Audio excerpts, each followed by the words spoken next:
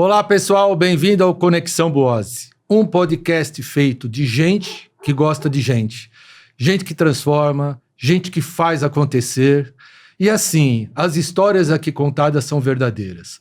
Tão verdadeiras que hoje o nosso convidado é uma pessoa que eu aprendi a admirar desde quando ele era bem novo. Mas o pior de tudo é que ele continua bem novo porque esse cara ele teve uma carreira maravilhosa, uma sustentação que eu acho que é um exemplo para muitas pessoas saber que ter uma carreira onde ele, às vezes os atalhos são encontrados, mas fazer uma base sólida, firme, é o que sustentou ele até hoje e continua sustentando. Sou Luiz Antônio Buozzi e hoje eu tenho comigo o Gerold. Gerold, muito obrigado pela sua presença. Obrigado, Buozzi. Um prazer inenarrável estar aqui com você hoje. Você falando um pouquinho me emociona bastante, mas eu tive grandes líderes como você no passado que me inspiraram a construir essa minha carreira que eu tenho hoje. Muito obrigado pelo convite de estar aqui hoje com você. Você está na Audi hoje, né, Gerold? Sim. Você está em que posição hoje? Hoje eu estou como Head de Marketing e Comunicação na Audi Brasil. Vai completar 18 anos que eu estou na Audi. Maravilha, olha, eu que fiquei 40 anos, ele vai chegar lá. Gerold, deixa eu fazer uma pergunta, já que eu foquei muito na abertura. Hoje em dia, a gente sabe que as empresas estão tendo, um momento muito diferente entre a média gestão, que tem que receber muita gente nova e é muito cobrado por cima. Você realmente, você acabou de falar, você foi passando por degraus e pegando pessoas, gestores, e não fáceis, porque eu sei que é trabalhar com os alemães. Sim. Não é fácil. Como é que você enxerga hoje esse pessoal novo chegando no mercado com às vezes um baita conhecimento de inteligência artificial, faculdade, mas sem essa vivência do mundo corporativo? Como você enxerga a evolução desses jovens? Eu acho que a evolução deles é notória, o quanto que eles podem, né, contribuir com a empresa. Eu acho que a gente também, nós mais velhos, temos muito a aprender com eles. Mas eu faço um paralelo muito com a minha carreira. Eu entrei na Audi com 20 e poucos anos e na época tinham pessoas mais velhas, não só de experiência, mas de idade também. E eu acho que um fator muito determinante para o meu crescimento foi sempre escutar o que todos os mais velhos têm a dizer. Eu aprendi isso muito com a minha avó e com a minha mãe, que teve uma educação para mim bastante rígida, a minha avó por parte da minha mãe, e ela sempre falava para mim, me chamava de Guezinho. Guezinho, você precisa escutar mais, né, quando os velhos falam. E eu acho que isso contribuiu muito, porque eu tive grandes líderes com bastante idade, Buozzi, que contribuíram muito para a minha carreira. E que sempre tinham bons exemplos do que fazer e o que não fazer. E eu acho que foi um pouco do balanço que eu tive naquela época, e eu acho que até hoje eu faço um pouco disso, de ter um pouco do balanço, o equilíbrio de escutar as pessoas mais velhas, escutar as pessoas mais jovens e tentar achar um caminho meio termo. Me considero uma pessoa bem equilibrada nesse sentido, de escutar opiniões diversas, querer entender pontos de vista diferentes. E isso contribuiu muito para a minha carreira, sendo bem sincero. Eu tenho algumas referências de pessoas ali que contribuíram muito com o meu crescimento, que sempre deram bons conselhos para mim. E eu acho que isso é outro ponto que eu faço. Você estar sempre em volta de pessoas boas, pessoas que querem o seu bem, pessoas que contribuem para o seu crescimento. Acho que isso é também um grande aprendizado. E na Audi, graças a Deus, eu tive a felicidade de estar com muitas pessoas nesse sentido. Você, apesar de não estar na mesma empresa, mas a gente sempre estava em conjunto nos eventos, nas ativações. Mas Fernando Teixeira era uma pessoa que estava ali na logística. Fernando, que me passou muito conhecimento na parte de pedidos, de produção. O Kakinoff também, não posso esquecer dele, que também é uma pessoa com muita bagagem do grupo Volkswagen, que me deu muitos conselhos. Thiago Lemes, quando ele era de venda, quando era de qualidade, depois foi ser gerente de produto. Rafael Clemente foi meu primeiro gerente, que tinha um conhecimento incrível sobre marketing do produto. Enfim, Andréa Ramalho, que sempre me guiou e me deu boas orientações de pessoas boas e ruins dentro da empresa, né? Porque a gente sempre tem as pessoas boas e ruins. Isso é verdade. Mas, assim, tem Leandro Radomili, Jonas Carlson, assim, eu consigo fazer inúmeras referências a várias pessoas, boas, exatamente de pessoas que conseguem contribuir para o meu crescimento, né? E sempre alguma delas, com alguma particularidade que me acompanharam muito. Então, eu sou muito grato a tudo que a empresa pôde contribuir comigo, e eu acho que essa é a minha grande recomendação aos mais jovens. Escutem os mais velhos, façam um balanço do momento atual com inteligência artificial e sempre esteja em torno de pessoas que querem o seu bem. Por isso, pessoal, que essas pessoas que eu trago aqui, é isso. Vocês veem que todas as pessoas que vieram aqui são pessoas de sucesso, e o que eles mais falam... As empresas são feitas por pessoas e a gente pode ter a maior formação possível, mas aquela experiência vivida nada substitui. E quando vocês começam a perceber essa interação do jovem com o mais experiente, isso só resulta em pessoas bem preparadas. Eu acho muito bom, muito bom. Eu fico feliz de ouvir isso de você, porque é isso que a gente quer aqui, mostrar que as pessoas têm que acabar um pouco de tudo por virtual, e-mail, WhatsApp. Não, o contato pessoal. O contato pessoal é muito importante. O WhatsApp, às vezes, né, Luiz, quando você escreve alguma coisa, sai um nome errado, né? Ele te contou que saiu? Não, saiu o nome errado. Eu te conto. É tudo certo. Mas saiu pesado a coisa. Mas tudo bem. É que eu sou tranquilo, senão eu vou te contar depois. Mas, cara... Conta um pouquinho pra gente da sua história. Como você começou, tua infância, lá de trás. Você falou da tua avó, falou da sua mãe, mas esse menininho, como que ele era lá quando ele era mais jovem, pequenininho, o que ele queria? Conta aí essa evolução. Danado. Se a mãe estiver me escutando agora, ela vai com certeza afirmar, eu era muito danado. Bom, eu sou itatibense, uma pequena cidade ali no interior de São Paulo. Minha família inteira foi crescida e eu cresci minha vida inteira lá. Tive uma infância muito privilegiada em relação a poder conhecer coisas novas. Eu falo muito que meu pai e minha mãe eram pessoas muito pioneiras, que desafiavam o mundo, as atuais situações. Não que a gente tivesse condições financeiras, mas... em 1990, na época é difícil falar porque o mundo era outro, meu pai decidiu largar tudo aqui no Brasil, né, para ter uma vida melhor na Alemanha. Lembrando que, apesar do nome alemão, meu pai e minha mãe não falavam alemão. O meu avô nunca foi, parte de pai, nunca foi uma pessoa que realmente incentivou o conhecimento. Então, meu pai largou tudo aqui e falou assim, quero proporcionar uma vida melhor para meus filhos, vou para a Alemanha. E aí nós nos mudamos para a Alemanha, no qual a gente ficou quase 5 anos morando lá. Eu fui com 3 anos de idade, voltei com 8 anos de idade. E no retorno, a gente teve um dos maiores impactos, né, das nossas vidas. Boaz, o meu pai sofreu um acidente de carro, né, trabalhando aqui numa outra empresa quando ele voltou. Ele teve um acidente de carro fatal, que foi realmente a grande mudança na nossa vida, né? Na época, eu tinha próximos de 10 anos de idade ali, meu irmão um pouco mais velho, 12 anos, e a gente ficou totalmente desamparados e tivemos que construir uma vida de novo ali. Foi aí que a gente se juntou com minha tia, né? A irmã da minha mãe, mais nova. A minha tia casada com meu tio, também com 2 filhos. A gente meio que juntou 2 famílias e passou a morar em Itatiba. E eu sempre fui uma pessoa muito ligada aos esportes, né? Sempre adorei muito esportes, sempre pratiquei inúmeros esportes na infância.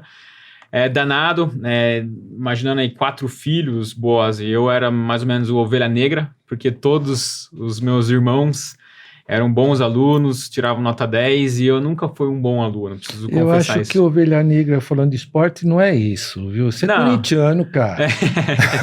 Esse é outro aspecto também em casa, pode ser considerado ovelha negra, porque em casa a maioria, apesar de meus tios, a maioria ser corintiano, em casa especificamente a maioria é palmeirense por conta do meu pai, que faleceu e era palmeirense, mas então Nesse aspecto também é um pouco ovelha negra. E aí, Boaz, eu era muito danado, eu sempre fui uma pessoa de ficar pouco em casa, muito ativo, e meu grande sonho era ser piloto de Fórmula 1. Que legal. Hoje eu me considero uma pessoa que dirige bem, apesar da piadinha que você fez quando eu estava estacionando aqui. Eu fiquei meio preocupado, pessoal. Eu falei, pô, a calçada tava indo no carro dele. Eu puxava a calçada, mas aí uma hora deu certo. Tava tudo sobrecontrolado. E eu sempre fui muito adepto e lia muito as matérias, 4 rodas, as revistas da época, né? Era muito conectado em relação ao carro. Mas a minha mãe, obviamente, pelo acidente de carro que meu pai teve, ela nunca foi uma pessoa que promovia muito isso. Não fomentava, né? Não fomentava. Imagina o medo dela. Imagina, ela não queria me perder, né? E meu pai era um outro fanático por Ayrton Senna. Então, o falecimento também do próprio Ayrton Senna também foi algo traumático. Então, ela não queria muito. E aí foi aí que eu decidi, eu gostava muito de exatas. Foi aí que eu decidi estudar engenharia. Bom, já que eu não posso ser piloto de Fórmula 1, quero trabalhar com carro. Foi sempre o meu grande sonho trabalhar com carro. Mas sim, pelas questões, né, da faculdade, de novo, nunca fui o melhor aluno, mas eu sempre fui muito dedicado às coisas que eu fazia. Então, aquilo que eu gostava, eu realmente colocava muito afinco. E na faculdade eu comecei a perceber que eu precisava fazer alguma coisa, que só a faculdade em si, ela ia me trazer muitos benefícios, mas só a faculdade em si não era aquilo que estava me motivando. Foi que lá com 18 anos, 19 anos, eu decidi ter meu primeiro emprego, que foi ser professor de alemão. E olha só que coincidência, Boaz. Na verdade, eu estudei depois quando a gente voltou da Alemanha, eu estudei numa escola alemã, no Porto Seguro. E eu mantive muito o alemão, mas depois que você entra na faculdade, você acaba perdendo muito o uso, né, a prática. E aí na faculdade tinha uma escolinha de idiomas que eu poderia me inscrever e fazer aulas de alemão. E aí eu falei para minha mãe um dia, mãe, eu vou me inscrever na escola para fazer alemão. Ela falou, você tá louco, né? Eu paguei escola cara para você por muito tempo, agora você vai fazer alemão de novo? Você vai chegar lá para fazer alemão. Eu falei, poxa, mãe, eu acho que não, eu não sou tão bom assim em alemão. E aí eu fui fazer a prova de alemão, Boaz, para você ver o nível que você vai entrar. E a hora que eu acabei a prova, a professora pegou a prova e falou assim, você quer ser professor de alemão aqui? Você foi tão legal. bem na prova que você pode ser professor.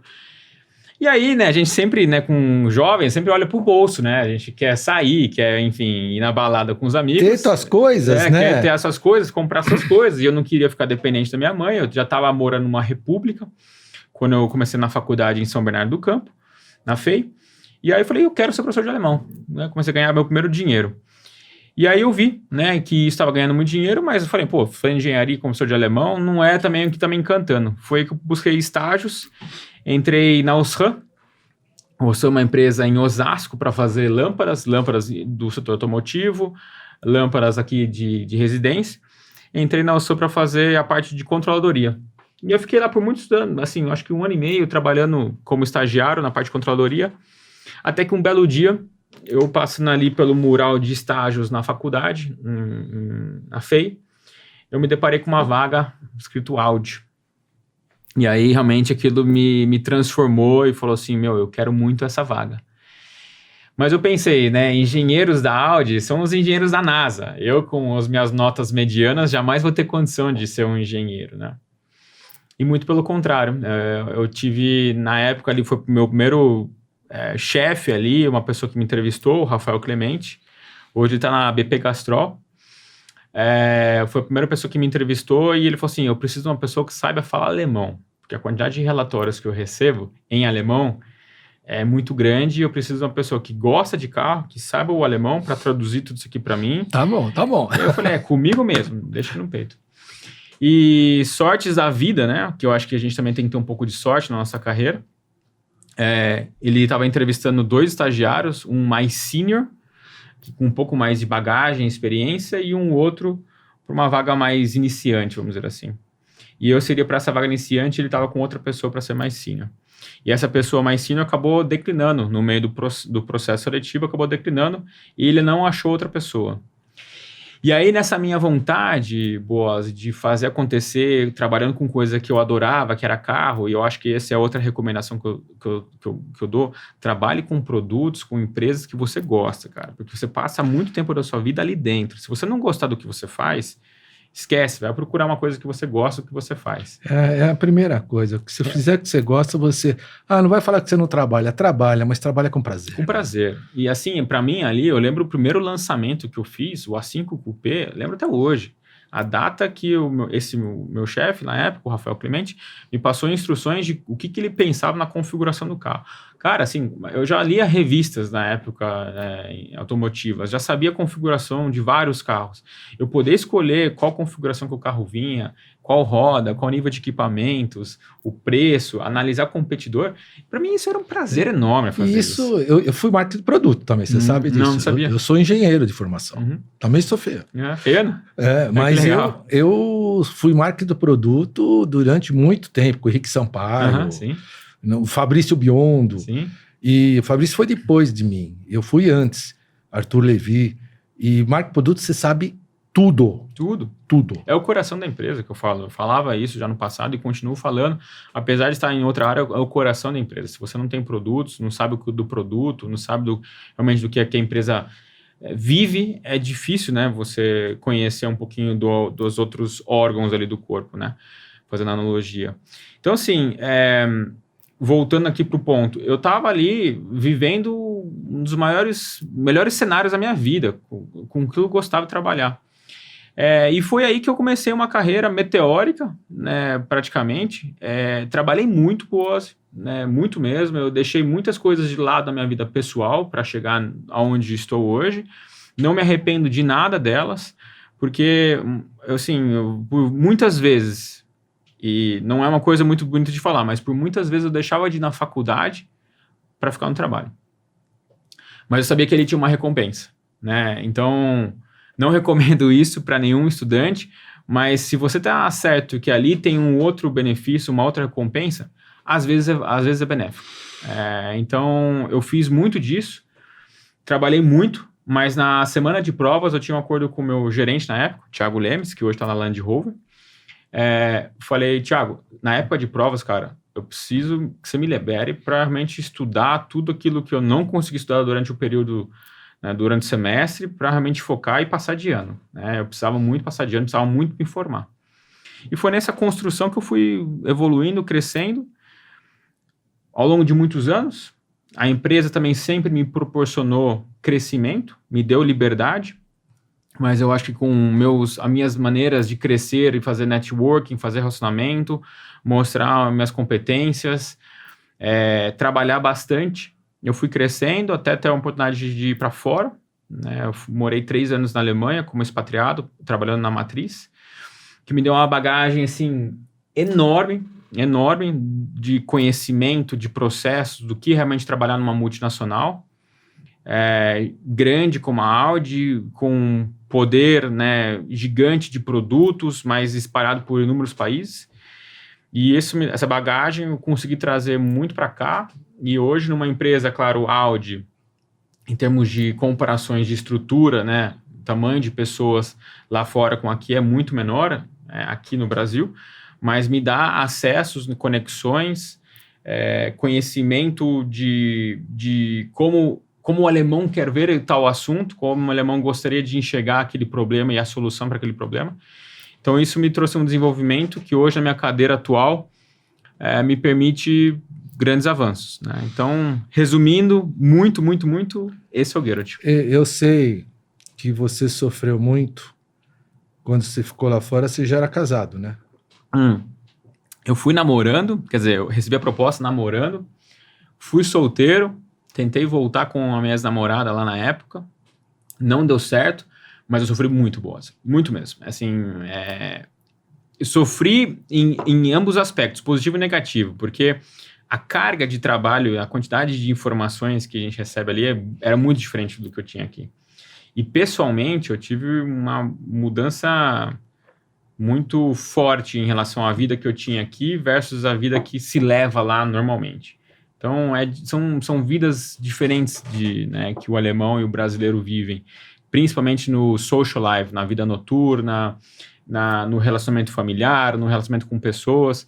Você sabe um pouquinho, e é normal, não é nenhuma crítica, mas como os alemães são mais frios em relação ao relacionamento interpessoal.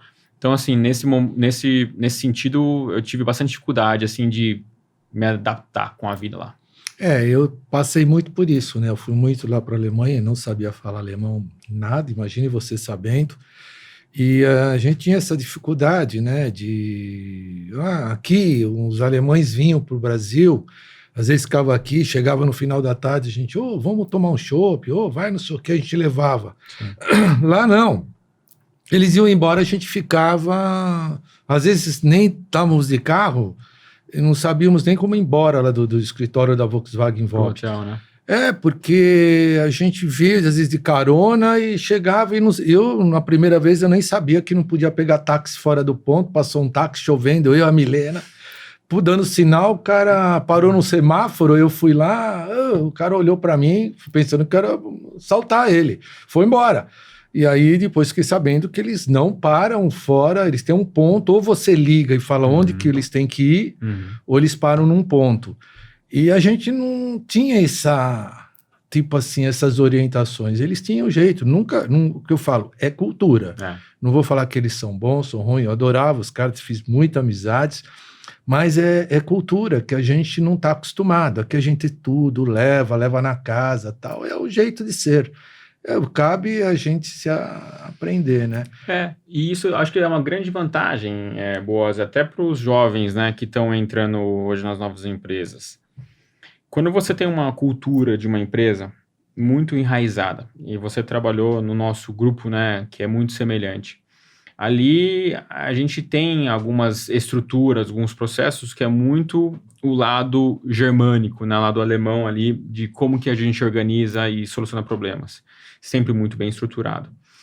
Mas eu acho que é uma das grandes vantagens, nós brasileiros, a gente consegue entender essa cultura e com o nosso jeito brasileiro de resolver problemas, a gente tem uma facilidade ainda maior, né, nesse sentido.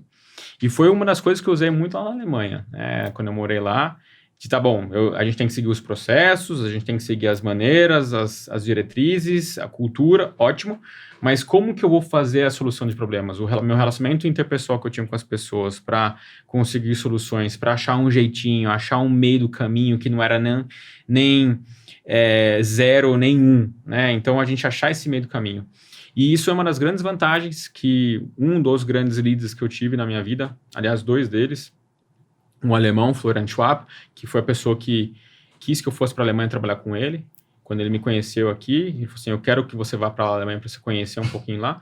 E o Johannes Roschek, também, que foi muito tempo nosso CEO e trabalhou muito tempo na fábrica lá em Curitiba, ele falava, essas são as grandes vantagens dos meio alemães, meio brasileiros, assim como você, Igor. Ele sabe que consegue entender a cultura e sem infringir nada em relação à cultura, ao mindset da empresa, achar caminhos e alternativas mais rápidas como os brasileiros fazem. Você não pegou a época do Senna Imports, né? Não. Eu entrei em 2008, já não era mais Senna Imports. Você sabe que eu que apresentei o Audi 104 para o Ayrton Senna. É mesmo? Tem uma foto, mas acho que não aparece aí. Eu tenho uma foto com ele dentro do salão do automóvel, quase derrubaram o estante, e não deu para mostrar, porque nós tínhamos um Audi 104 no stand da Volkswagen, e a gente tinha a Seat, que tinha um espaço Seat, mas a gente pegou um Audi 104, pôs lá, porque a gente estava começando a fazer a parceria, né, Volkswagen Brasil, como a Senna Imports era um importador independente, mas a gente tinha uma ligação. Tanto que eu tive que pegar um alemão que me ajudou a traduzir a história da Audi, os 4 argolas. Auto. Olha eu aqui. Como vocês acharam isso, cara? E olha o cara sorrindo, parece que tá com um brother, né? E o que é o Auto Union, a história da guerra, porque se juntou 4 marcas e tal. Foi um momento muito legal, porque eu aprendi muito da Audi. Eu aprendi muito. E mais, aquela época eu tive que aprender de todos os concorrentes da Audi, eu tive que ir na Mercedes, que era marca de produto. Você sabe que a gente tem que saber tudo. Mercedes, fui na BMW, Ferrari, conhecer como era a filosofia desses lugares. E é um outro mundo, cara. O mundo de vocês, de Audi, é muito diferente do mundo nosso de Volkswagen. Não adianta falar. É outro tipo de cliente, outro tipo de acabamento, outro tipo de desenvolvimento, de apelo. Então, é que você fala, é cultura. É a mesma marca do grupo, é cultura. Por isso que, às vezes, o PIR, no final dos anos 90, no começo dos anos 90, quando a gente lançou o Gol Geração 2, foi quando o PIR começou a comprar todas as Bentley, Lamborghini e tal. Ele falou, a Volkswagen vai ter que ter a qualidade igual a esses caras. Aí acabou com a gente. O preço da gente foi lá em cima. Qualidade custa. Sim. A gente perdeu a liderança de mercado. Nessa época, o Gol tinha que passar por uma reestruturação de audit ferrada. Porque é aquilo, qualidade custa. E a gente vê um Audi, eu vi separando. Ele parou com uma aeronave aí na frente, pessoal. É coisa linda. Mas, meu caro, me fala uma coisa, você falou de Fórmula 1.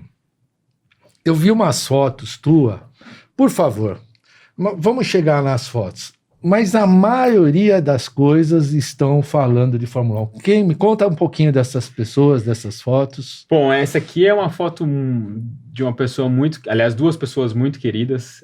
O primeiro, o Rafael, que trabalha com nós lá no time, responsável por PR e eventos, uma área que você conhece bem, domina bem, Boas. E o outro é o Alex Rufo, né, um grande jornalista da Jovem Pan, que eu tenho um carinho, uma admiração muito grande para o Alex. Mas é uma coisa que eu falo, que eu trouxe essa imagem aqui, Bose, porque isso é outra coisa, fora e dentro da empresa. Eu já falei da parte de dentro da empresa, o quanto eu tive de suporte, mas fora da empresa, a relação interpessoal e que eu tive com outras pessoas fora de empresa. E muitos jornalistas, como o Alex Rufo, fizeram esse trabalho comigo e sempre me suportaram, sempre me apoiaram, mas o relacionamento que eu construí com eles é algo assim que significa muito para mim. De ter não só uma história bonita dentro da empresa, mas uma história bonita para fora da empresa. Então, assim, eu sempre privilegiei isso, e esse é um momento, né, que a gente estava ali com o Alex no nosso escritório, tomando, você vê aqui as garrafas, copos ali, a gente estava tomando um café com ele, almoçando, e foi o momento que a gente estava anunciando a nossa chegada na Fórmula 1, né? Então, o Alex, que cobre bastante essa parte de Fórmula 1, todo domingo ele fala bastante sobre as corridas, teve momentos muito bacanas com o Ayrton Senna também, que você mencionou aqui agora, né? Do passado, quando ele construiu a história dele, Senna Imports. Então, nesse sentido, é um cara que representa todo ali o mundo jornalístico do setor automotivo, mas é uma pessoa que para mim é uma grande referência também, uma voz muito reconhecida. Então, esse é o momento que eu falo aqui que trouxe muitas alegrias também para mim estar com pessoas como Alex e como todos os outros jornalistas. Vocês estão vendo que ele continua falando, estar com pessoas. Isso que faz a diferença. Por favor. Esse aqui também foi em 2024, né, com alguns dos nossos heads ali da empresas. Aqui no canto esquerdo, a Milena, responsável por parte de pós-vendas. O Daniel Rojas, nosso CEO antes da gestão atual. O Renato Celiberti, que trabalhou muito tempo na Volkswagen. Grande Renato. O Celiba, que a gente chama ele de Celiba. É o Celiba.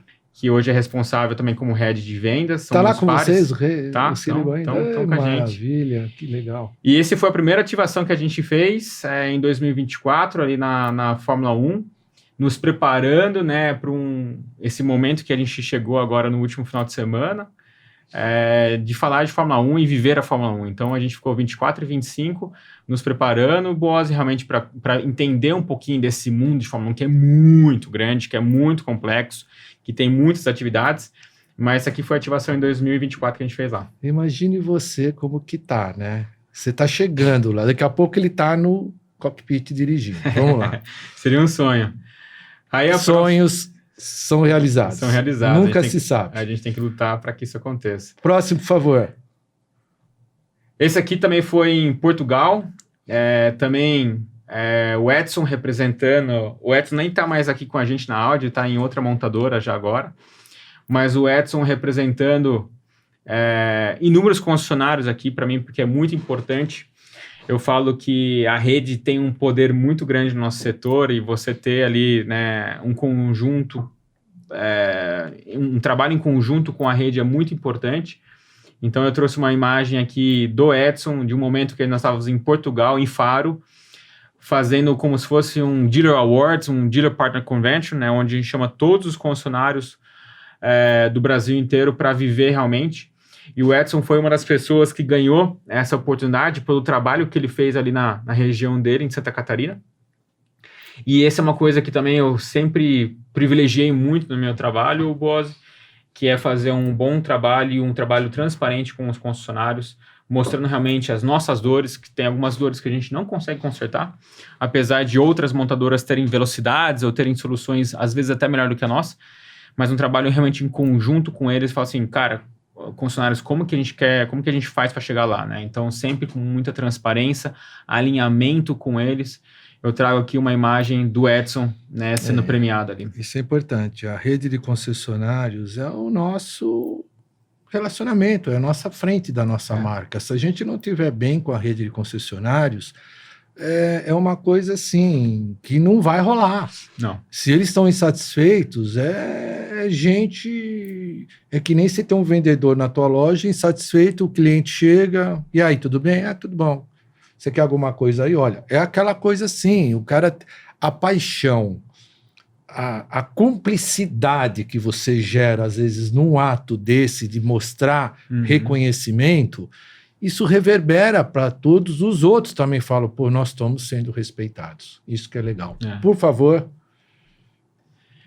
E aqui uma das grandes ações que a gente teve em 2024. É aqui, ó. É sempre ele. E sabe que sim, que para mim isso é muito de pessoas, né? De novo, Boazzi, porque eu lembro cenas do meu pai chorando em 94, quando o Senna faleceu, né? Aquele domingo trágico pra gente. 1º de maio. 1º de maio. Eu lembro quantas vezes meu pai colocava a bandeira lá na Alemanha, quando a gente morava, a bandeira do Brasil na sacada de casa, quando o Senna tinha uma vitória, e como ele vibrava quando o Senna ganhava. Pessoas acho que são icônicas, né? Como o Galvão Bueno narrando as corridas dele, assim, me marcaram muito na minha infância. E eu tive o privilégio, a oportunidade de estar uma vez numa mesa com o Galvão Bueno, onde ele conta algumas cenas que ele narrou ali do Senna. E em 2024, olha só como o mundo, né? Como Deus, como que é aquela expressão? Deus sabe o caminho, né, que a gente vai enfrentar. Meu pai faleceu por um acidente trágico de carro. Eu sempre um apaixonado por carro. O Senna era um dos maiores ídolos do meu pai, ele sempre falava disso. Meu pai tinha um apelido na faculdade, chamava ele de Lauda, Nick Lauda, tanto que ele corria, mas ele não chamava ele de Senna porque ele era meio físico alemão, então chamava ele de Lauda.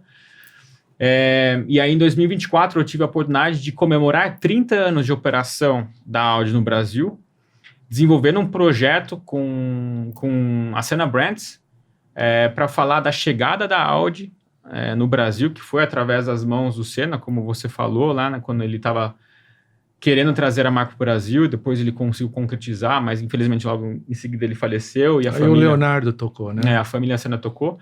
Mas aqui um projeto 2024, que a gente contou um pouco da história da Audi no Brasil, com a chegada, né, através do Senna, e como que a família deu continuidade a isso, e qual que é o próximo legado que a gente quer deixar, como ele deixou um legado muito forte para a gente, qual que é o próximo legado que a gente quer deixar para a geração atual nossa, né, que a gente está construindo ali da Audi. Então, foi um projeto muito bacana, que eu trouxe aqui para a gente falar um pouquinho disso também, se você tiver interesse. Você já falou com o Reginaldo Leme? Já. Ele veio aqui, viu? Ele veio? Não, ele vai vir. Vai vir? Regi, ele tem uns projetos muito legais, a gente ficou amigo no Salão do Automóvel. Toda vez que terminava a noite no Salão do Automóvel, quando ele ia, ele terminava no nosso stand. Que a gente ia num lugar que chamava Boteco do Vandeco.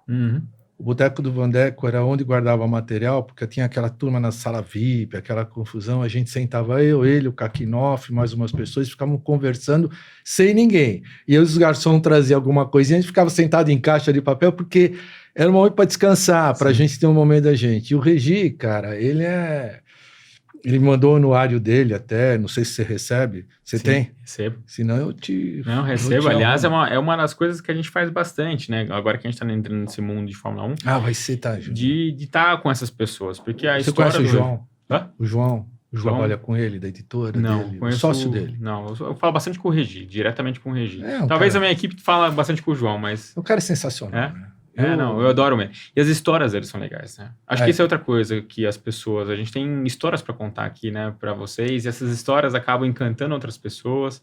Fazem as pessoas se apaixonarem por um segmento como eu me apaixonei. Ou fazem simplesmente referências, experiências para a gente crescer e evoluir. Histórias são verdades. E as verdades, ele já contou. Quando eu fiz Salão do Automóvel, eu fui curador de uma arena lá no salão. E eu levei o Veiga. Cara, ele contou umas coisas do Ayrton Senna que ele nunca havia contado.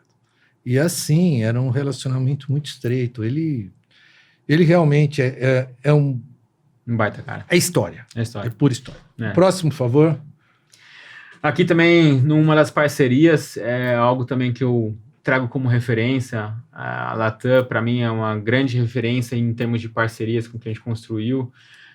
Aqui recentemente na Audi, em termos de co-branding, né? Trabalhar com várias empresas que têm uma estratégia, um alinhamento muito próximo à nossa empresa. O Felipe também, nosso CFO, que é um baita sponsorship em relação a todas as nossas atividades que a gente faz em marketing, eventos, que tem realmente um custo, mas é um investimento, e esse cara entende muito de investimento, não é uma pessoa que volta para custo, mas é investimento.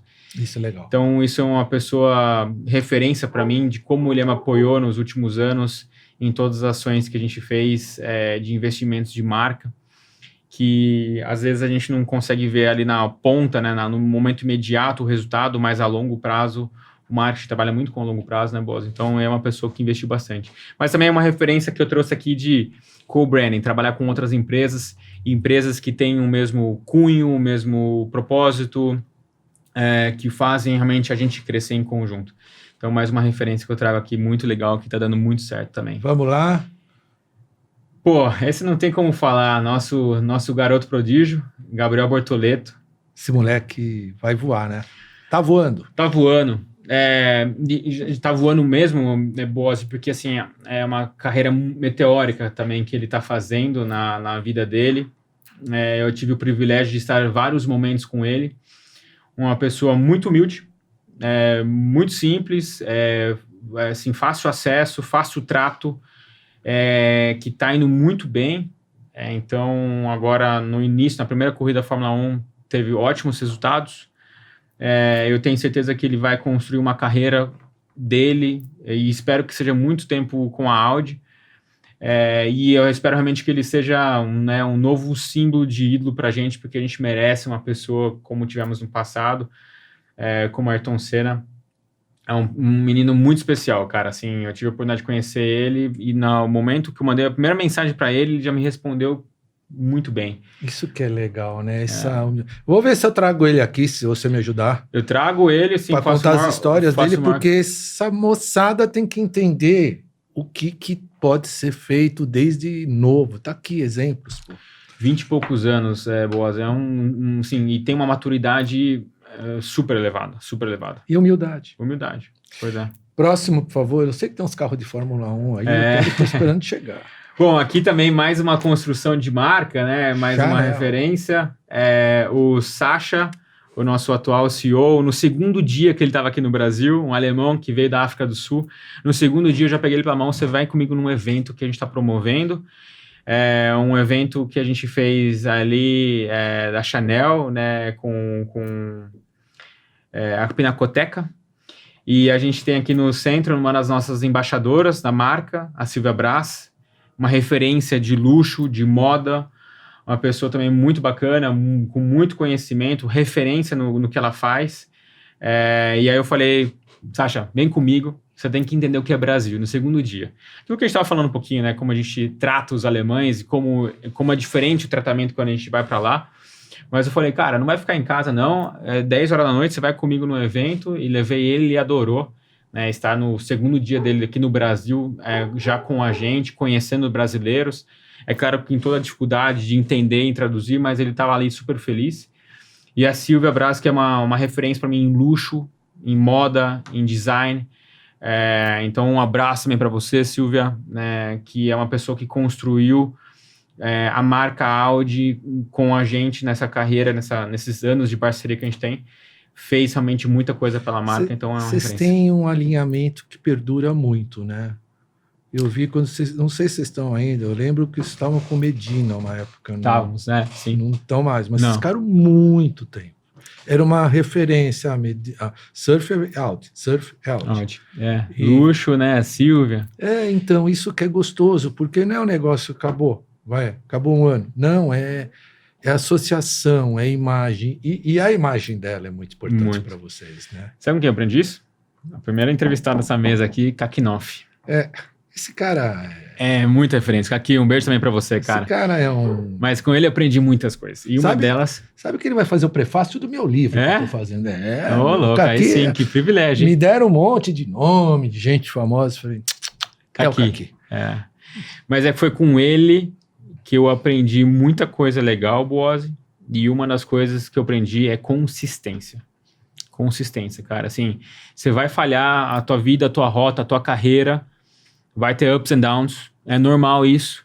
Você vai, às vezes, mirar num ponto e você vai fazer pequenas rotas para a esquerda, pequenas rotas para a direita, mas você tem que manter essa consistência até ir no teu foco, no teu objetivo. E marketing, para mim, é muito consistência. Marketing de luxo mais ainda, porque não é do dia para noite que você muda. Não, a imagem é difícil construir. É difícil construir e é muito rápido de se perder, né? De você perder tudo. Então, nesse sentido, eu realmente aprendi muito com ele e é um trabalho que a gente vem trabalhando com o Cláudio Ravix, inclusive, de consistência em várias ações que ele começou e eu quero dar continuidade em muitas delas, porque são muitas realmente que são proativas para a marca. Porque a Audi, ela tem uma coisa, não adianta você querer ser, você tem que ser percebido. Uhum. E vocês são percebidos. Uhum. E eu também, né? Muitas marcas hoje perderam um pouco essa condição porque começaram a ser usadas de maneira muito diferentes, né? O público é um segmento que se você não cuidar, você perde. Sim. Vamos lá? Bom, aqui um dos nossos últimos eventos que a gente fez, o Audi A5, posando aí, uma foto de posando, mas o carro realmente é muito bonito. A gente fez um baita evento, isso é uma coisa também que eu consegui aprender muito boas e você é uma grande referência para mim, a parte de eventos, ativação. Fazer um evento é muito complexo, extremamente complexo, com muitas... Você tem que, eu falo que o produto é o coração e o marketing é um pouco do cérebro, porque você tem que lançar um produto. O produto está ali, né? A gente tinha o A5, eu já sabia há muito tempo como seria o A5, mas como você faz para combinar o lançamento ideal? Então, pensando no público que você vai convidar, no local, na comida, na bebida que você vai ofertar, na atração principal, quem é o público que você vai chamar para o momento A ou B ou C, se combina, não combina, se as pessoas estão sendo bem atendidas, se está na hora de entrar a atração principal, não está. Então, assim, é complexo fazer eventos, né? Você pode falar bem. É bem complexo. Não, primeiro você tem que encantar. Cada vez você tem que fazer um evento diferente. Quando acabava um salão, a turma falava, você vai fazer no próximo, boss? Você tem que encantar. E segundo, você não via nem eu, nem meu time sentado, jantando, fazendo nada. A turma falou, pô, mas pode jantar, tá tudo maravilha. Aqui o rádio, cara, tá fervendo. E eu ficava, a turma falava, boss, você gerente, você vai ficar com um radinho no ouvido? Eu falava, eu tô junto com eles. Porque era o meu trabalho. Quantos caras falaram, pô, você é gerente, senta aí, vamos... Não, é o meu trabalho. Eu sou gerente de brand, de eventos. Então, o meu trabalho é ali. Não posso falar, bom, agora está pronto. Nunca está pronto. Sim. O evento, você pode perder ele... Em minutos. Minutos. Alguma coisa acontecer, um ar-condicionado pifar, alguém passar mal, faltar cerveja ou vinho na mesa do presidente. Segurança. Tudo. Então, eu falo que estacionamento é uma coisa, se não fluir, a turma chega principalmente no teu nível de pessoas. Tem que estar tudo redondinho. Sim. O ar-condicionado, se tiver calor demais ou frio demais, o cara quer ir embora, ele fica incomodado. E o A e B. No A e B, você tem que saber quem come isso, quem é vegano, quem não come carne, quem come carne, tem que ter opção para tudo. Dá para ser? Dá para fazer. Mas isso requer uma atenção e gente cuidando de cada pedacinho do evento. Termina, a turma vai embora, aí vamos sentar, vamos comer. Eu sentava junto com os garçons, o segurança no final e a gente... No final, é a melhor coisa. É o melhor momento quando acaba o evento, né? Porque a gente estava tranquilo que todo mundo foi embora feliz. E a turma tem que sair da imagem do evento. O carro é o protagonista, mas se você fizer um evento com alguma coisa que encante, eles vão levar aquilo na cabeça também e associar ao carro. É que nem quando eu fiz Sandy Júnior, né? O T-Cross ficou o carro da Sandy. Referência. Então, liga, não tirando o protagonismo do carro, mas liga a uma lembrança, e essa lembrança é positiva. Verdade. E fazer isso é o que vocês estão conseguindo fazer, porque a imagem da Audi não caiu nada, nunca. A gente tem trabalhado muito forte, eu acho que já tem como melhorar ainda mais agora com a entrada da Fórmula 1, mas esse foi um dos grandes eventos que eu fico honrado de ter feito parte. O A5 era uma grande virada de chave para a gente, né?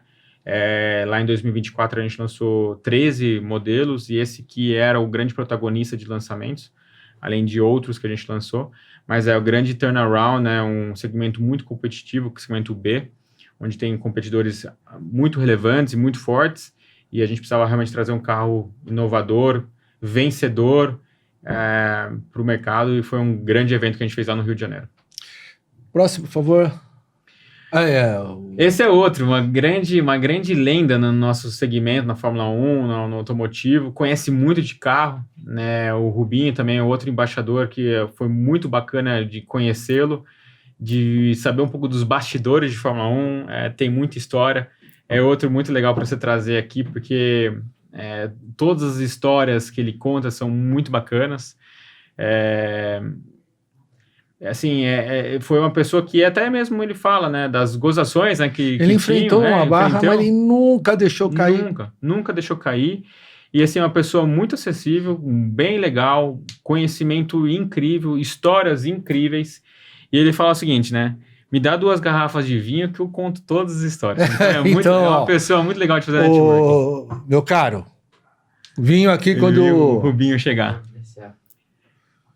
Um momento bacana de ele estar também com a gente agora de Fórmula 1 para trazer um pouco dessa parte desse performance. Eu lembro quando a gente comunicou ele, Boazzi, como um dos embaixadores, a quantidade de mensagens que eu recebi, pessoas, cara, o Rubinho é uma pessoa do bem, cara, assim, uma pessoa muito legal, que bom que vocês fizeram uma parceria com ele.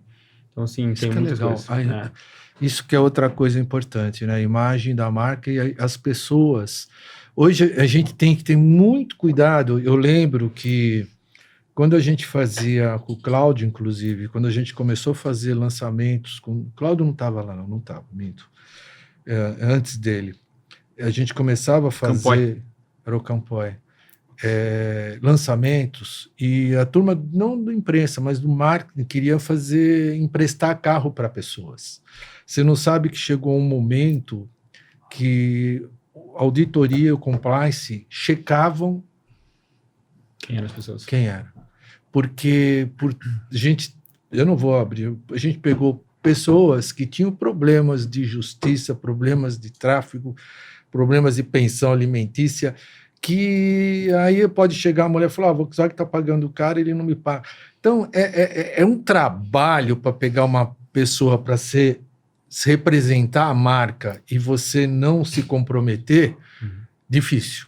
Então, quando você pega uma pessoa que você sabe que tem história, tem uma postura, isso é muito importante. Assim como todos, né? A gente tem um trabalho muito minucioso ali e detalhado de entender realmente o que está por detrás de figuras públicas como Rubinho, Silvia Braz, o Pedro Scooby e todos os outros ali que trabalham com a gente, porque é aquilo que a gente está falando. Imagem de marca, você demora para construir e elevar ela, tem que ter muita consistência, mas você pode derrubar ela em minutos, em questões de horas. Então, o nosso trabalho realmente de entender quem são as pessoas que a gente quer trabalhar e ver se não tem nada crítico por detrás é muito importante. Mas vocês sempre foram muito assertivos, né, meu? Desde o Medina, e tem vários. gente. Mas Tem muitos. Vamos lá, por favor. Pronto, olha aquele que ele tá sentado quase dentro do carro, mas ele tá chegando lá. Tô chegando próximo ali do meu sonho de um dia de ser um piloto de Fórmula 1. Acho que isso não vou conseguir mais, mas quem sabe um dia sentar ali na posição dele. Esse foi um evento que a gente fez lá fora, onde a gente revelou as cores do nosso carro da Fórmula 1. Que ano foi esse? Isso foi 2025, novembro de 2025, recente, essa imagem. Mas realmente que eu trouxe aqui não só pela Fórmula 1, né? O que é a Fórmula 1 e acho que Não, é bom falar pro pessoal da Audi na Fórmula 1. É uma coisa recente. A Fórmula 1 dispensa muitos comentários, porque assim, é uma Olimpíada, em termos de público, é uma Olimpíada que acontece todo ano. A Olimpíada acontece 4 vezes, a cada 4 anos, a Fórmula 1 é todo ano, os números são incríveis, de engajamento, de pessoas que assistem, de quantas pessoas gostam e torcem pela Fórmula 1, e todo o networking, né, e business que a Fórmula 1 gerou. Então, assim, a gente está entrando na Fórmula 1 porque a história da Audi, a história da Audi sempre foi muito vitoriosa em diversas competições que a gente teve. Rally Dakar, Fórmula E, DTM, Le Mans. Então, assim, a gente foi muito vitorioso em todas as corridas. E faltava a cereja do bolo, que era a Fórmula 1. Faltava.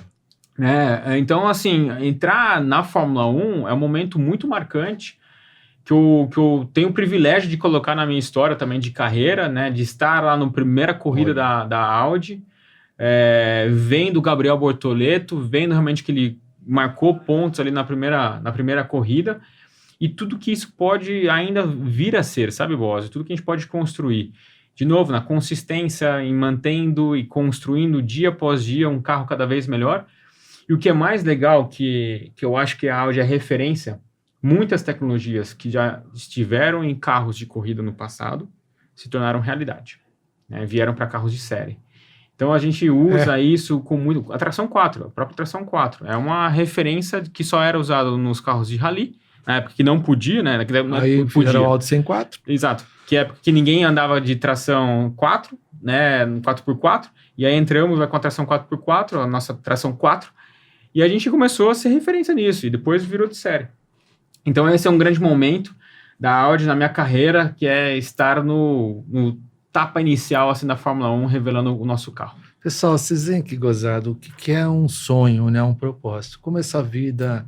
Nossa, aconteceu... Kaká, você conhece o Kaká Cruzeiro? O Kaká, ele tinha um sonho de ter um autódromo. Ele só não teve um autódromo, como tem em Tuiuti. Uhum. Ele tem hoje o Race Villa. Você viu o que é esse Race Villa? É gigante, né? É uma coisa maravilhosa. Ele falou aqui, ele mostrou aqueles carros incríveis que andam de Mustang, de Lamborghini, de Ferrari. E ele contando aqui que quando aquele menininho que fazia o cross de bicicleta querendo fazer rally, poderia fazer isso que ele fez, fazer uma parceria com o cara que fazia o Rally Dakar para trazer a TSO para o Brasil. O Rally Dakar, a TSO que fazia o Rally Dakar, a TSO é internacional. Então, são coisas de sonhos que você nunca acha que vai acontecer. Cara, você tá aí. Eu estamos aqui torcendo. Não estou na Fórmula 1, mas estou de alguma maneira nela. Né? Você está na Fórmula 1. Exato. Só não está sentado lá, mas vai. É isso. Tem mais? Aqui também na Fórmula 1, também acho que a gente está repetindo aqui, mas é o momento quando a gente estava se preparando ali, ainda quando a Audi estava sendo representada pela Sauber, né? Não era oficialmente Audi, mas ela tinha já poderes sobre a Sauber. Então é o mesmo momento ali muito bacana da gente. Mais. Próxima. Esse é um dos eventos referência para mim. A gente, como você falou, né? A gente fica marcado por grandes eventos e espera também marcar os clientes com grandes eventos. Eu sempre fui um apaixonado por esportes, como eu falei para você, e recentemente me apaixonei por um esporte que se chama kitesurf. E eu vi muita analogia com o público que faz kitesurf, com a Audi, com a tecnologia do kitesurf e com o propósito da Audi em relação ao kitesurf, né? Então é um mundo muito sustentável, que precisa do vento, que precisa da natureza para se mover, senão você não consegue velejar. E a gente fez um evento no Preá, que é lá no Nordeste, realmente no intuito de trazer uma experiência diferente para o cliente. 3 dias, praticamente, com momentos na praia, com experiências de andar no carro, mas experiência também de fazer aulas de kitesurf, yoga, artesanato, onde o cliente ficava por 3 dias consecutivos no mundo imerso Audi, falando, é claro, de Audi, mas também fazendo outras coisas legais, como massagem, estar num resort, andando de kite, fazendo artesanato, andando nos carros pelas dunas. E foi um evento muito marcante, de alto risco, e deu tudo muito, muito certo. E foi assim, na minha história, eu fui em vários eventos que a Audi sempre construiu, aqui você consegue ver outras imagens, mas esse realmente marcou muito pela minha liderança, né, no evento, por ser responsável 100% pelo evento, mas como isso repercutiu na mídia, com os embaixadores, com os clientes, com os concessionários, com os jornalistas que tiveram ali com a gente, realmente foi algo de muito impacto. Então, fiquei muito feliz realmente com o evento. E é gostoso do jeito que quando você fala, você sente orgulho daquilo que você fez. Isso eu falo, pessoal, tem paixão aí. Não vem falar que fez, deu certo, porque ele tinha que fazer, porque ele ia sair na foto. Não. Tem paixão aí. Tem. E quando tem paixão, eu posso dizer por mim, eu tinha paixão no que eu fazia. Senão eu não fazia, nem o meu time fazia o que eles faziam se eles não tivessem paixão. E é isso que fez a gente ter uma trajetória juntos durante o meu time, foi perene, cara. Ninguém saía. Não eram os melhores salários? Não. Eram as melhores condições? Não. Tinha que se ferrar em evento. Você sabe que é sábado, domingo, não tem de noite. Madrugada. Evento acontece à noite e de fim de semana. E aí? Você não... E trabalha durante a semana para fazer o evento acontecer. Era complicado, mas isso, quando você termina, você fala, ó, deu certo, não tem dinheiro que pague. É verdade. E sabe que teve um presidente que era louco por kitesurf, né? Eu tive um presidente... Quem? Chimal. Chimal? É verdade, não sabia que ele fazia. Ele fazia kitesurf. Ah. E fazia bem, viu? É. Ele, às vezes a gente foi, nós somos, eu não sei se podia falar dele,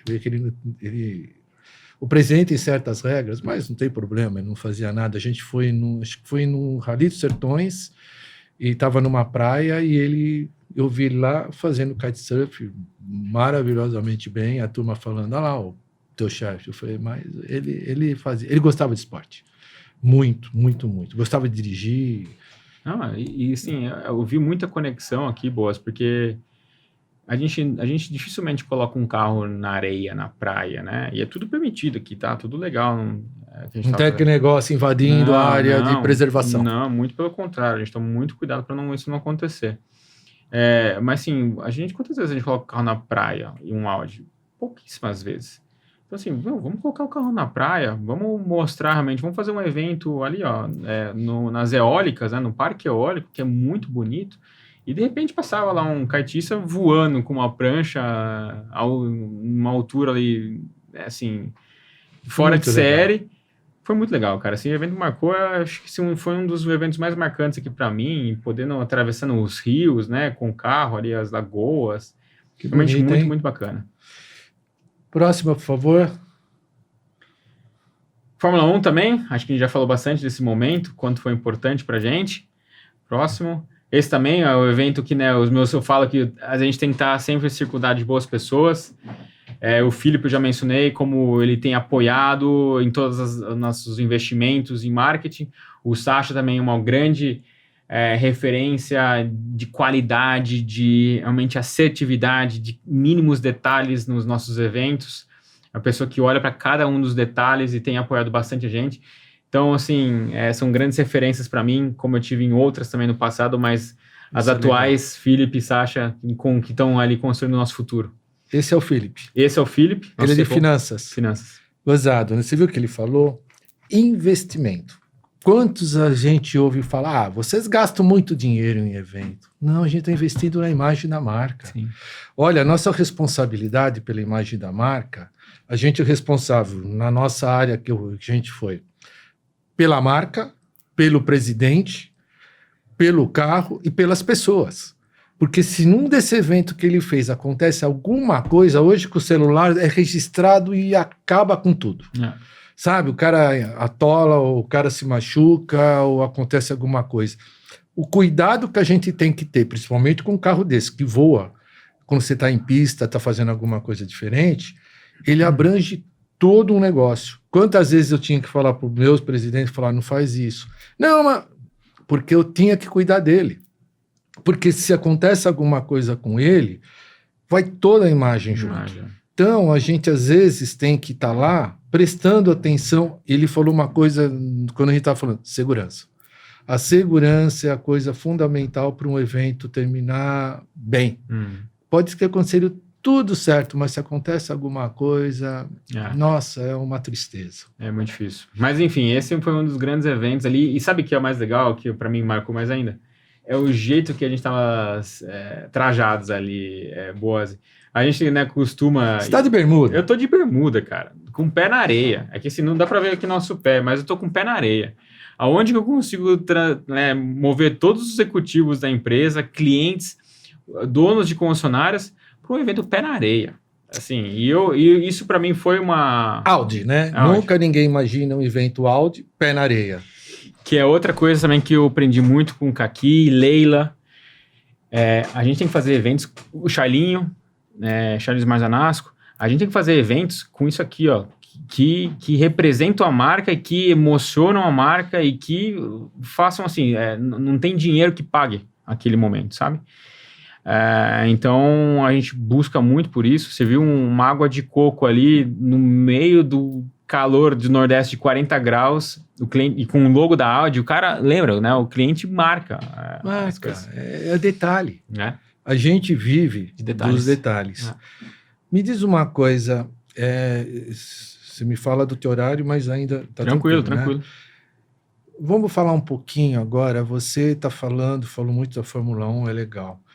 Como está a Audi com a eletrificação dos carros? Como que vocês estão trabalhando isso, meu caro? A gente tem um propósito longo prazo, que é se tornar uma empresa 100% neutra em carbono. E para chegar lá, uma das ações que a gente precisa ter é um portfólio de produtos mais eficiente, mais sustentável. E é claro que a gente vê hoje que os carros elétricos estão se tornando um caminho para isso. Mas isso é só uma das ações que a gente precisa construir, né? Existem inúmeras. Então, na eletrificação, a gente zela e quer continuar desenvolvendo isso para que até 2050 a Audi se torne uma empresa 100% neutra em carbono. O que é importante é que a transição ela precisa ser suave para o cliente, Boaz. Então, a gente hoje fala que a gente quer ofertar, em termos de produto, o melhor dos dois mundos. Você tem um carro 100% elétrico, mas você também tem um carro a combustão. E eles são muito parecidos, né? A gente fala que são primos, vamos dizer assim. Então, você tem hoje o Q5, que é um carro a combustão, mas você também tem o Q6, que é um carro do mesmo porte do Q5, do mesmo tamanho, numa faixa de preço ali muito parecida, que você pode escolher, optar. Então, o cliente tem essa opção de escolher, quero um carro 100% elétrico, já estou preparado para isso, já tenho uma infraestrutura de carregadores ali no meu meio, que eu posso me servir, ou não, eu ainda não cheguei nesse ponto, prefiro uma Q5 e vou optar pela Q5. Então, a gente sabe que o caminho para a virada de chave 100% elétrica ela é demorada, ela é longa. Eu vejo o Brasil como um dos países que mais estão fazendo por isso. A gente vê aí uma invasão muito grande de outros competidores trazendo carros eletrificados ou 100% elétricos. Eu vejo também que o Brasil é um país super sustentável, né? A gente vê alguns exemplos agora que eu falei do PREA, com energia eólica, com uma energia renovável. Já outros mercados não têm isso. Então, eu vejo que o brasileiro ele é muito curioso em relação à tecnologia, em relação à novidade. E ele vai muito atrás, né, de coisas novas sempre está buscando por isso. Então, eu vejo um potencial no Brasil para acelerar isso, mundialmente falando, muito grande. Então, é um caminho nosso, os carros eletrificados, os carros 100% elétricos, e é uma questão agora de a gente saber quando que realmente vai acontecer a mudança 100% para esse caminho. Tá difícil, né? A gente sabe que o país é muito grande em extensão, Regionalização. O abastecimento em prédios é complicado, tá tendo Eu fui numa reunião, eu fui embaixador do Hub de Mobilidade, chama Learning Village, e eu tive uma palestra, um bombeiro veio falar que os prédios não têm condições, eles não podem liberar que instalem carregador, então os prédios novos tudo bem, e aí tem problema, se instala num prédio, quem vai pagar a conta, o cara não tem carro elétrico, o outro tem, abastece, de onde vai essa... É muito, muito complicado, aí tem que ter cotas, é uma coisa que se tem feito com muito critério, muito cuidado, se for pisar no acelerador, pode errar e pode queimar muito feio, né, a marca. E é esse cuidado que a marca tem, né, a gente lançou nosso primeiro carro 100% elétrico em 2019, e logo em seguida veio a pandemia. E na época, tudo bem, época de pandemia, mas a gente realmente conseguiu entender reais benefícios da pandemia em relação à saúde, o que o carro realmente podia proporcionar. Mas a gente veio fazendo investimentos ao longo dos últimos anos, consideráveis, mas sempre com o pé no chão e sempre pensando a longo prazo, Bose. De novo, consistência, perseverança, continuidade em projetos que deram muito certo, ajustes em projetos que não deram tão certos, realmente para entender e manter a imagem da marca sempre muito alta.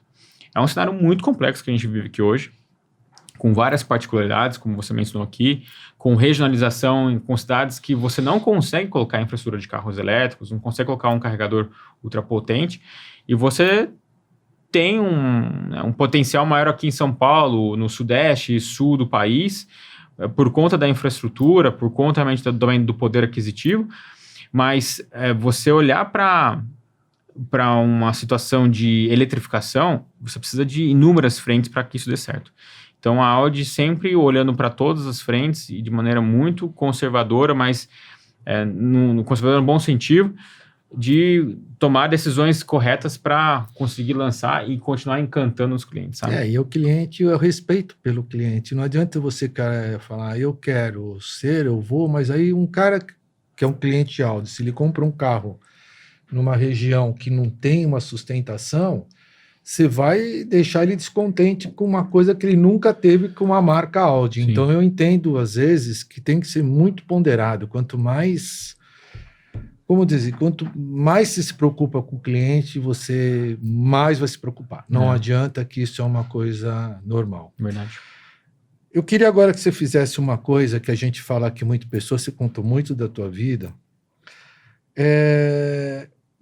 Hoje os jovens, como eu te falei no começo, eles são muito ansiosos. Para um jovem hoje ser um Geralt, o que ele precisa? O que você aconselha hoje para um jovem? Um jovem ali, ó. O que você fala para aquele jovem que está olhando no celular, que eles estão sempre olhando no celular? O que você falaria para ele? Cara, você falou já seus sonhos, mas qual é, para aquela câmera, fala para gente, que conselhos você daria para um jovem para ele alcançar o que você alcançou, já que você começou de lá atrás e você está cada vez chegando mais perto dos seus sonhos? Olha, é uma mistura de vários itens. Eu acho que os jovens hoje precisam realmente para construir uma carreira bacana que eu tive. Primeiro delas, eu acho que eu já mencionei, é ouvir os dois lados, os mais velhos, principalmente porque tem muita experiência, principalmente porque eles já passaram pelas empresas, eles sabem realmente como fazer as coisas acontecerem nas empresas, eles conhecem os detalhes. Ouvir também os mais novos, porque eu acho que a gente tem ali nos mais novos um potencial de conhecimento tecnológico, de facilidade de apresentações, de bolar apresentações, de conhecimento, né? Na nossa época, Boaz, assim, onde você procurava informações? Hoje você está na tela celular, você acha qualquer informação, a inteligência artificial responde tudo para você ali, o que você precisa. Então, ter esse equilíbrio, né, de processos, pessoas mais antigas, e pegar ali informação e também da parte mais nova de tecnologia e combinar muito bem isso. Depois, trabalhar com o que você gosta. Não adianta, gente, você trabalhar com algo que você não gosta. Só por dinheiro, Só por dinheiro. Você fica doente, você vai gastar o dinheiro para cuidar da saúde. Exato. Porque você vai passar ali muito mais do que 8 horas trabalhando. Saber que a tecnologia ela é favorável, mas ela prejudica, né? Eu vejo muito isso de pessoas que não se ligam mais, que não pegam o telefone na mão e falam assim, cara, deixa eu resolver, manda uma mensagem. Eu mandei uma mensagem lá para a pessoa no Teams. Se ele não responder... O problema não é meu, o problema é da pessoa que eu não respondeu. já fiz minha parte, né? Sim, a gente fala muito do TBC. Conhece o TBC? Tirar a bunda da cadeira. Isso daí é verdade. Levanta. Olho no olho. Levanta, cara. Vai até a mesa da pessoa. Isso. Não conseguiu ir até a mesa porque home office, tá tudo certo. Liga pra pessoa. Né? Esse relacionamento, pra mim, foi fundamental. Depois, trabalhar bastante. Por dedicação, por amor. Aquilo que você realmente faz. E por último, eu acho que ter clareza aonde você quer chegar. Eu sempre tive um sonho, eu fui mudando o meu sonho, mas eu sempre tive um sonho, uma missão, uma meta, e eu sempre tive, sim, algumas vezes feedbacks não tão positivos nos meus momentos de carreira, que é super natural, aliás, é outro ponto que eu coloco. Você tem que saber que você nem sempre vai estar na crista da onda, né? Às vezes você vai estar embaixo, vão ter pessoas melhores que você, mas você trabalhar realmente para você mostrar o seu trabalho. Mas eu sempre tive um sonho, uma meta, e eu sempre trabalhei para que essa meta fosse alcançada. De uma maneira leal, justa, honesta, transparente. Ética e com um relacionamento com os meus principais parceiros. Seja ele dentro da empresa, seja ele fora da empresa. Que é claro, né? A empresa, você vende produtos, você oferece serviços, você tem um cliente. Então, você tem que ser... aquilo que você é dentro da empresa, você tem que ser fora também. Então, assim, são acho que 7 pontos que eu mencionei ali no total, que eu acho que essa meninada hoje, como diria a vossa meninada hoje tem que olhar, Boazzi, porque é muito importante, cada vez mais a gente vê as coisas avançando numa velocidade muito, muito grande, e eu acho que os jovens hoje têm essa condição de acelerar junto, mas tem que sair um pouquinho da tela do celular, né? Não acreditar em tudo que a gente está vendo e ver mais a realidade. E a realidade está em pessoas mais velhas, a realidade está ali no dia a dia no trabalho, a realidade está nos seus sonhos, a realidade está no relacionamento, está naquilo que você constrói. Puxa, muito legal. Pessoal, vocês estão vendo que... Mal, você quer fazer alguma pergunta para ele? Que ele sempre faz. Ele interrompe, ele é assim, cara. Agora eu já até falo para ele fazer. Na verdade, é uma pergunta que eu gosto bastante de fazer. Que eu acho que a gente está nessa área de produto, muitas áreas de criação. Já veio muita gente aqui falar muito sobre carreira e tudo que eles criaram. E eu queria entender como é que você lida com gerir, com ser um líder de uma classe que é muito criativa. E cada vez mais a classe criativa ela é mais dominante, né? Até em profissões que antigamente eram super numéricas, super, vamos dizer assim, racionais. Hoje a criatividade ela está em expansão e a geração nova ela está cada vez mais opinativa. Como que você daria dica para um líder para lidar com isso? Porque cada vez isso é mais orgânico, né? Te abraça mais, né? Vamos dizer assim, é mais difícil como líder lidar com isso. Queria falar um pouquinho sobre isso. Poxa, excelente pergunta, Maurício. No nosso meio assim, de marketing, você tem que ter a criatividade, você não pode perder isso, né? Porque se você perder a criatividade, e eu não digo só no marketing, eu acho que qualquer empresa, né, tem que, na verdade, ter isso, me corrigindo aqui. Se você perde a criatividade, você acho que perde tudo aquilo que a empresa pode ainda ser um dia, pode construir. Só que é muito difícil, porque você não pode... Eu me considero um fanático por isso. A criatividade me emociona, me tira do sério, no lado positivo, me faz acompanhá-la, querer acompanhá-la. É o desafio. É o desafio, isso. Aquilo que me motiva, que faz meu sangue bater mais forte. Mas só no mundo da criatividade, sem olhar para os efeitos e para aquilo que pode gerar, eu acho que ela não faz sentido. Então, eu acho que sim, até olhando para a minha carreira e falando um pouco de pessoas aqui, eu sempre tive na empresa, na Audi, um lado super criativo, uma pessoa muito criativa, uma pessoa muito controladora, no bom sentido de dar aquela freada, e o meio de campo. Um grande momento que eu tive na Audi, feliz momento que eu tive na Audi, a gente tinha o Kakinoff, que eu me considero uma das pessoas mais criativas do mundo. Eu tinha o CFO, que era o Miguel, que era uma pessoa muito controladora, que olhava sempre para os custos. Eu tinha Leandro Radomili como diretor comercial, que era uma pessoa muito equilibrada. E a gente falava que esse era o nosso melhor trio de atacantes. Né? O melhor seleção que a gente tinha na Audi, porque era uma composição muito legal de se ver.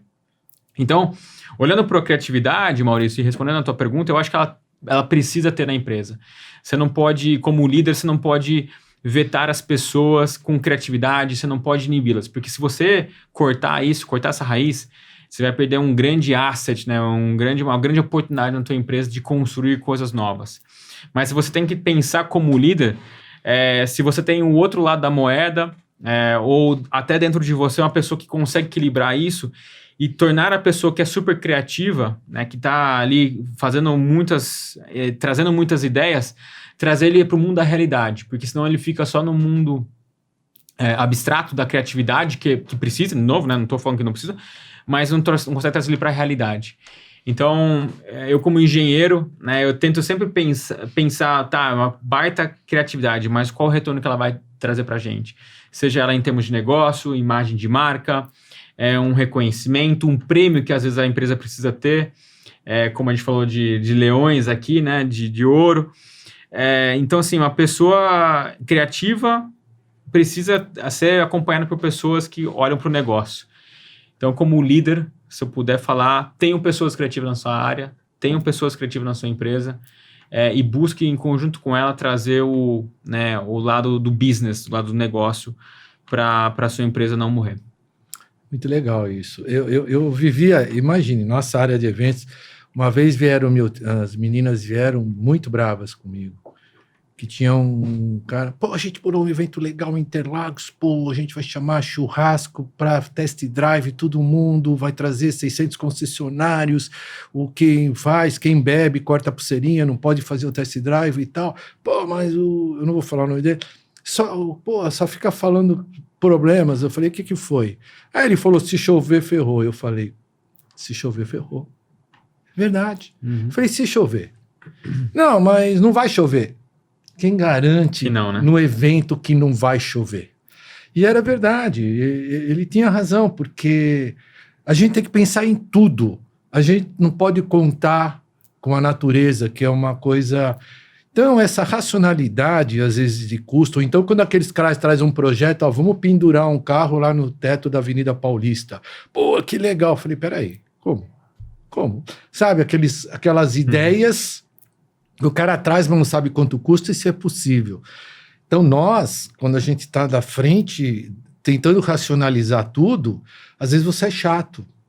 Mas você tem que fazer acontecer. Agora, que ter gente com ideia é maravilhoso, eu estou falando eu e o Kaki, nós fizemos uma corrida de 10K dentro da fábrica, nós fizemos o astronauta, penduramos o T-Cross no Pão de Açúcar, lá no bondinho. Coisas diferentes, porque a gente criava e fazia acontecer. Nem sempre a gente conseguia. Mas se não criar num evento, você vira mesmice, não tem coisa mais chata os caras falar, é isso? Nossa, a gente fica tão triste quando as pessoas não se encantam com o que a gente faz. Mas o Boaz, sabe uma coisa que você estava falando aqui, que para mim é algo também que eu aprendi com outra grande referência, é Lander Zola.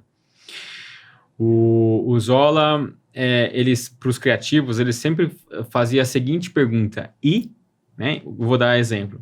Então chegava alguém lá com uma baita ideia e falava, Zola, vamos fazer isso e aquilo e não sei o que lá, e apresentava a ideia inteira. E no final ele fazia a seguinte pergunta, e depois? E o quê? E a gente, né, no mundo de hoje, a gente tem que trazer resultado. Eu acho que a nossa responsabilidade também de construção de carreira é trazer resultado para a empresa. Então, assim, ele sempre fazia essa autoavaliação com a pessoa. Tá, o que a gente quer com essa parte super criativa, com esse evento magnífico, onde todo mundo está feliz, bebendo bem, comendo bem, com sol, com baita test drive, com segurança, com responsabilidade, com tudo isso. O que a gente quer disso? Por isso que ele sempre fazia essa pergunta. Né? Então, a gente precisa, né? Senão a gente não consegue... A gente só faz coisas bonitas que não têm representatividade para o mercado, que não trazem um legado, que não trazem efeito de negócio. E é uma das coisas que eu aprendi com ele. Vocês estão vendo, né? Como ele fala de pessoas, né? E quantos... O Zola vai vir aqui também. Olha, vocês sabem que vai vir gente muito fera aqui com ele aqui. Então, vocês têm que acompanhar a gente, né? Porque... Ele falou umas coisas hoje que são muito importantes, que ele tem uma formação, ele tem uma vivência lá fora, mas tudo está com pessoas em volta. Não é só os mais velhos experientes, os mais novos, como ele bem disse. O time dele, ele sempre procurou balancear, né? Sim. Pessoal, o que eu quero dizer para vocês é que isso é um programa de conexão.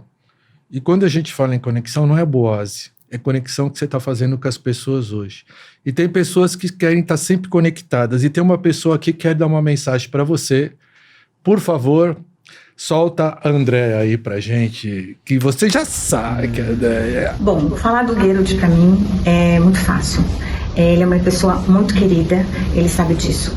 E eu costumo dizer, eu brinco com ele, que eu vi o Gerald crescer. E realmente foi o que aconteceu aqui na Audi. O Gerald entrou aqui, ele fazia FEI, entrou como estagiário e com o empenho, a dedicação, o comprometimento, o interesse dele, ele foi conquistando mais espaço. Até que ele foi convidado para a Audi AG para trabalhar lá na Alemanha.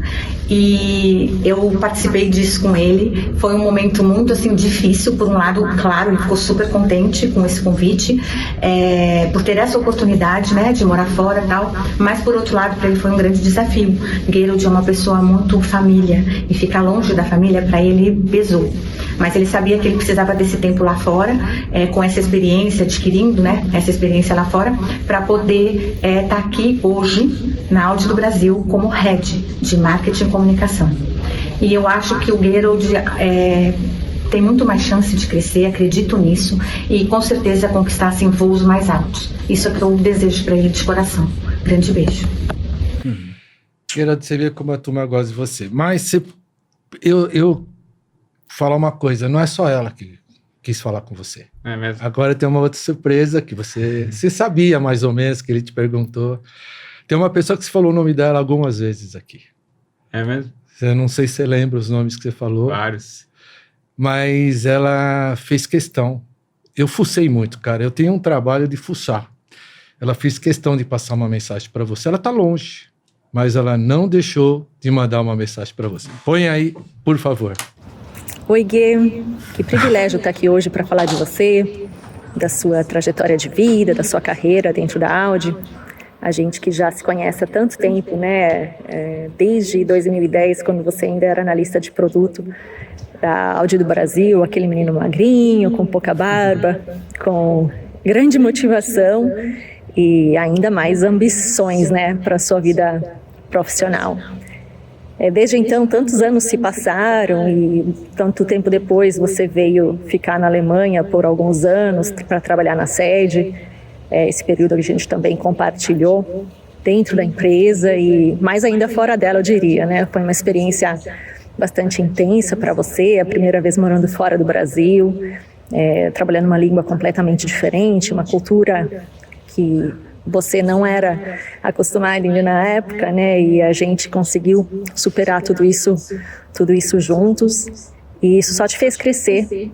A gente já conversou várias vezes sobre isso. Você cresceu muito profissionalmente durante esse período e amadureceu como homem, né? E olhando para trás hoje, essa fase de vida foi essencial para o seu desenvolvimento e a sua trajetória para você chegar onde você está hoje. Estou passando aqui para te desejar muito sucesso ainda na sua carreira, na sua vida, te desejar sempre o melhor, você sabe disso, né? Não preciso repetir todas as minhas palavras aqui, mas também dizer que eu tenho muito orgulho da pessoa que você se tornou, desse executivo empenhado e dedicado à empresa, com tanta paixão, mesmo depois de tantos anos, né? Mais de 15 anos se passaram, e aquele analista de produto hoje é um executivo reconhecido dentro do setor automotivo do Brasil, e isso é motivo de orgulho, e eu queria te desejar parabéns, muito sucesso sempre, e conte comigo para o que precisar, mesmo eu estando hoje muito longe geograficamente, a gente sempre está perto. Um beijo de coração e parabéns, muito sucesso sempre. Eu fui fuçar. Eu vi. Eu fuçar bem longe, mas assim... É gostoso, né?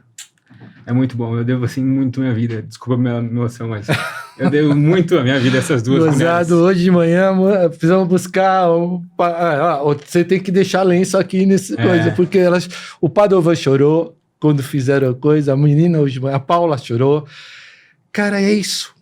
É pessoas que gostam da gente, pessoas que conviveram com ele, que viram ele crescer, viram ele surgir, estão aí com todo esse carinho. Eu mesmo me emociono porque eu vendo você, essas coisas são tão boas na vida da gente que eu falo que eu mais levei de rico do mundo corporativo não foi tudo que eu aprendi lá dentro, que eu fiz, são as pessoas. São as pessoas, com certeza.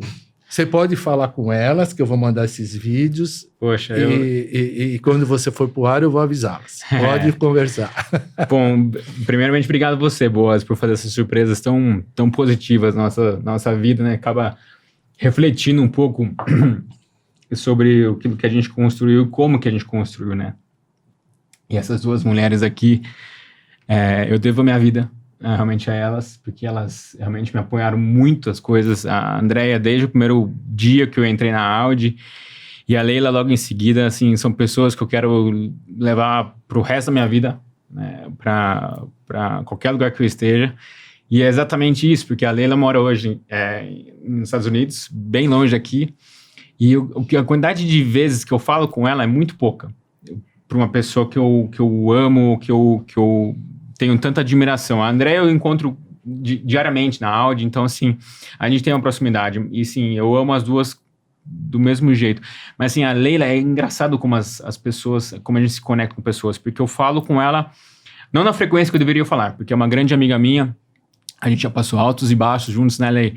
Na Alemanha, uma pessoa que fez muitas coisas para mim na Alemanha, quando eu estive lá, que me ajudou muito, que ela já estava morando lá, então, realmente deu...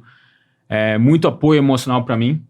E mesmo quando a gente fala, apesar de falar tão pouco, é isso que é legal das empresas, né? A gente tem uma conexão, acho que além dessa vida aqui, assim, sabe? É muito legal o que ela fez por mim, o que ela continua fazendo, essa proximidade em qualquer lugar do mundo que a gente se encontra, é sempre da mesma maneira como foi todos os dias. Leve, gostoso, criativo, com carinho, com amor, com transparência, com ética.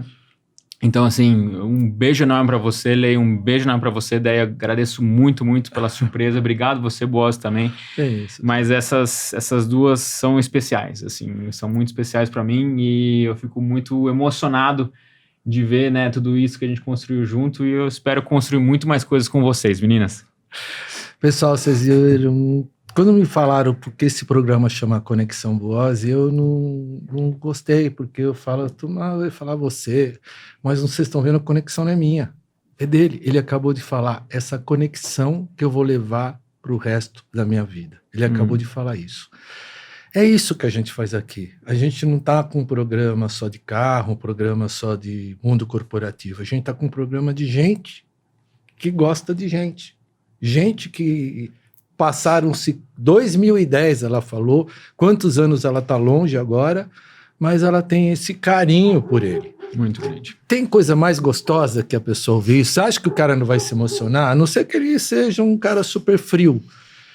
Apesar dele estar lá na Alemanha desde pequenininho e tal, mas ele está com o coração brasileiro, ele tem o coração quente. É um cara, eu vou te falar para vocês, que eu falo, como disse no começo, eu aprendi a admirar desde sempre. porque ele tem uma humildade, tem um jeito, um carinho, uma maneira de tratar todo mundo.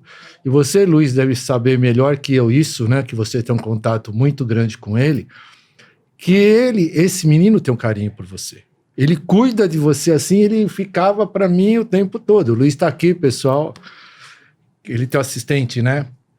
Ele sabe tudo que você gosta. Eu falava, ele, não, isso não pode, não, isso dá, sabe, ó, horário que dá, ele tá em reunião. Sabe o que é isso? Ele não falava assim, às vezes, como a gente fala, puta, o cara tá lá em reunião, mas que saco, nunca. Ele sempre tendo aquele cuidado porque você trata ele bem. Não é aquela coisa de fazer de conta, a gente vê que é verdade. Então, pessoal, esse podcast é isso, é gente, é pessoa, é verdade. Eu tenho só te agradecer muito, porque com certeza você passou para esse pessoal muita coisa positiva sobre vida, sobre carreira e sobre gente. Muito obrigado. Obrigado, meu amigo. Obrigado, Boazzi. Fica com Deus. Valeu, obrigado. Tá bom? Pessoal, até o próximo Conexão Boazzi, a gente se vê. Tá bom? E olha, se inscrevam, porque gente boa aqui, vocês viram, ó. Só esses caras que ele citou, que fizeram parte da vida dele, a maioria vai estar aqui, menos alguns que já estão na Alemanha, mas o resto eu vou trazer, tá? Obrigado, tchau, tchau.